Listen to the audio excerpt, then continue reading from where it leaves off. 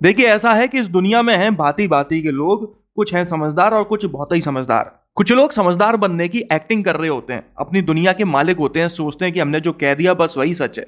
असल में इनकी कही हुई बातों में थोड़ा बहुत कभी कभी सच होता भी है, लेकिन ज्यादातर झूठ ही होता है। ऐसी झूठी बातें भी कभी कभी समाज में एक सोच बन जाती हैं, एक धारणा बन जाती हैं। बोलते हैं ना कि झूठ को भी बार बार बोला जाए तो वो भी सच लगने लगता है। तो इस वीडियो में मैं आपको गाड़ियों से संबंधित ऐसी 11 बातें बताने वाला हूं जो मार्केट में गलत फैलाई गई हैं। इन 11 में से कुछ बातें आपको गलत या फिर झूठा साबित कर सकती हैं। सबसे पहला मिथ है जो बहुत कॉमन है और लगभग हर किसी के दिमाग में है कि पेट्रोल पंप पर पेट्रोल, डीजल या सीएनजी कुछ भी फिल करवाते समय अपना मोबाइल यूज मत करना और मोबाइल पर बात तो बिल्कुल मत करना, वरना आग लग जाएगी, एक्सप्लोजन भी हो सकता है। असल में ये एक गलत जानकारी है, पूरी तरह से झूठी बात है। और ये मैं नहीं कह रहा हूं, यूएसए में की गई कई सारी स्टडीज इस बात को साबित करते हैं कि कोई भी इंसिडेंट अभी तक एक सिंगल भी रिकॉर्ड नहीं किया गया है जिसमें मोबाइल यूज करने की वजह से पेट्रोल पंप पर आग लगी हो या एक्सप्लोजन हुआ हो। इसके अलावा मिथ बस्टर करके एक और प्लेटफॉर्म है जिन्होंने इस प्रोसेस को काफी बार रिपीट किया। उन्होंने बहुत बार कोशिश की मोबाइल यूज करके पेट्रोल पंप पर आग लगाने की, लेकिन ऐसा एक बार भी नहीं हुआ है। But what about the mobile phone? Will it prove to be the cause of petrol pump fires? Nada. Niente. Second call. No explosion.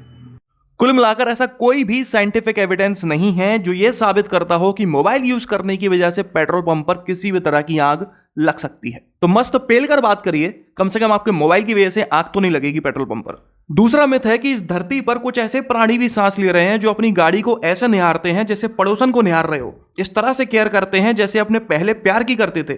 इतना चमका के रखते हैं जैसे उसमें किसी की विदा होने वाली हो। और इस तरह के लोग कभी भी दूसरों को अपनी गाड़ी देना पसंद नहीं करते, क्योंकि उनके लिए वो गाड़ी नहीं है, वो तो गर्लफ्रेंड है भाई। इसी तरह के लोगों ने एक धारणा बना रखी है जिसे कई सारे लोग फॉलो भी करते हैं। वो ये है कि गाड़ी जितना कम चलेगी उतनी ही कम मेंटेनेंस कॉस्ट होगी। कुछ खराब ही नहीं होगा तो पैसे किस बात के लगेंगे। गाड़ी जितना कम चलेगी उतनी ही अच्छी उसकी रीसेल वैल्यू मिलेगी। ना टायर खराब होंगे, ना इंजन खराब होगा, ना गाड़ी कहीं ठुकेगी, ना घिसेगी, कुछ भी नहीं होगा। सीट्स तक गंदी नहीं होंगी। इसलिए गाड़ी जो शोरूम कंडीशन रहेगी आपको रीसेल वैल्यू तगड़ी देगी और जब तक है तब तक खर्चा भी कम करवाएगी, पेट्रोल का, डीजल का और मेंटेनेंस का भी। जबकि असल में ये बहुत बड़ी बेवकूफ़ी है और बहुत बड़ा मिथ है। आप लोगों ने एक नहीं 10 बार सुना होगा कि चलती का नाम ही गाड़ी है। जो गाड़ी लगातार चलती रहती है, लॉन्ग रूट्स पर जाती रहती है, खड़ी नहीं रहती है, उस गाड़ी के इंजन की जो कंडीशन होती है वो काफ़ी बेहतर होती है कंपैरेटिवली उस गाड़ी के जो लगातार खड़ी रहती है और कभी कभार ही निकलती है। असल में अगर आप महीने में 2-3 बार लॉन्ग ड्राइव पे जाते हो या डेली आप अपनी गाड़ी कुछ ना कुछ चलाते रहते हो तो आपके इंजन के सारे जो पार्ट्स हैं वो प्रॉपरली ल्यूब्रिकेटेड रहते हैं।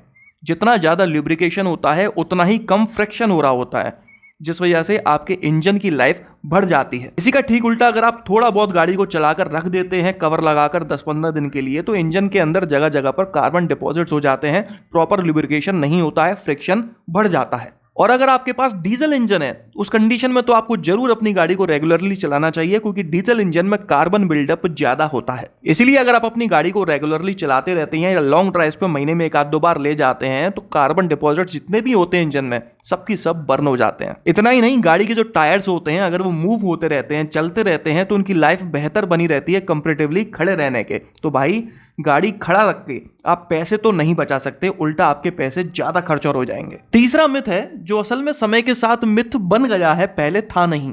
आज भी आप कई सारे लोगों को ऐसा कहते हुए सुन सकते हैं, खासकर पुराने लोगों को, कि गाड़ी चलाते समय स्टीयरिंग पर एक हाथ 10 o'clock पोजीशन पर होना चाहिए और दूसरा हाथ 2 o'clock पोजीशन पर होना चाहिए। इस बात को उस समय तक कहना तो बिल्कुल ठीक था जब तक गाड़ियों में एयरबैग नहीं आया करते थे, लेकिन आजकल की हर किसी गाड़ी में एयरबैग आने लगे हैं। इसीलिए अब अपना हाथ 10 और 2 o'clock पोजीशन पर रखना डेंजरस हो सकता है, क्योंकि अगर किसी भी कंडीशन में आपके गाड़ी के एयरबैग खुलते हैं तो वो सबसे पहले आपके हाथों से टकराएंगे, जिस वजह से आपके हाथों में भी चोट लग सकती है, या फिर वो एयरबैग जिस चीज़ के प्रोटेक्शन के लिए बनाए गए हैं, आपका हेड, उसको प्रोटेक्शन ना दे पाए। इसीलिए आजकल की गाड़ियों में जिनमें एयरबैग होते ही होते हैं उसमें 9 o'clock और 3 o'clock की पोजीशन में अपने दोनों हाथ को रखना सही होगा। हाँ, लेकिन अगर आप कोई बहुत पुरानी गाड़ी चला रहे हैं जिसमें एयरबैग है नहीं तो आप फिर कैसे भी हाथ रखो, कोई फर्क नहीं पड़ता, जो होना है सो होना है, भगवान भरोसे रहेगी अब तो। चौथा मिथ है जो भारत में अक्सर चाय के टपरे पे अगर आप बैठे होगे तो वहां पर आपको कभी ना कभी सुनने को मिल गया होगा।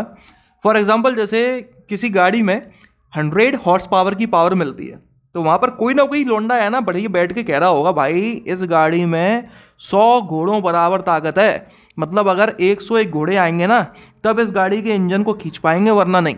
अब वो तो मैं उस दिन अकेला था और वो लोग 5 थे, इस चक्कर में उस दिन मैंने उसको वहीं के भी समझाना सही नहीं समझा। लेकिन आज मैं इस वीडियो के माध्यम से भाई को बताना चाहता हूं कि भाई तुमसे बड़ा मैंने नहीं देखा। BHP ब्रेक हॉर्स पावर या फिर HP हॉर्स पावर का मतलब असली घोड़ा नहीं होता भाई। सिंपली ये इंजन के काम करने की कैपेसिटी होती है, या फिर मैं दूसरे शब्दों में कहूं तो ये इंजन की स्पीड होती है, जिसे हम डायनेमोमीटर से कैलकुलेट करते हैं। डायनेमोमीटर से असल में हम टॉर्क और RPM को मेजर करते हैं ताकि हम पावर को कैलकुलेट कर सकें किलोवाट या फिर ब्रेक हॉर्स पावर के टर्म्स में। इसलिए आज के बाद आपके सामने कोई भी ज्ञान दे तो उसको प्यार से समझा देना भाई आप बहुत बड़े वाले हो। 5वां मिथ है जो आपको अक्सर पुराने लोगों के मुंह से सुनने को मिल जाएगा, या फिर उन लोगों से जो शादी में फूफा बने बैठ जाते हैं और उन्हें सब पता होता है कि भाई साहब गाड़ियां तो पहले बनती थी एकदम टैंक जैसी मजबूत लोहे की, पुल के ऊपर से नीचे गिर जाए ना 100 फीट से भी तो भी पलट के खड़ी हो जाती थी, अंदर बैठे हुए लोगों को खरोच तक नहीं आती थी। एक बार हमारी गाड़ी से हाथी टकरा गया था, 4 गुलटियां खा के दूर जाके गिराए, हमारी गाड़ी का हेडलैम्प तक नहीं टूटा, इतना मजबूत कांच हुआ करता था। आप सोचो गाड़ी कितनी मजबूत रही होगी। चुप, बिल्कुल चुप। हाँ ये बात बिल्कुल सही है कि पहले की गाड़ियों की बिल्ड क्वालिटी काफी अच्छी हुआ करती थी, लेकिन इसका मतलब ये नहीं है कि पहले की गाड़ियां ज्यादा सेफ थीं।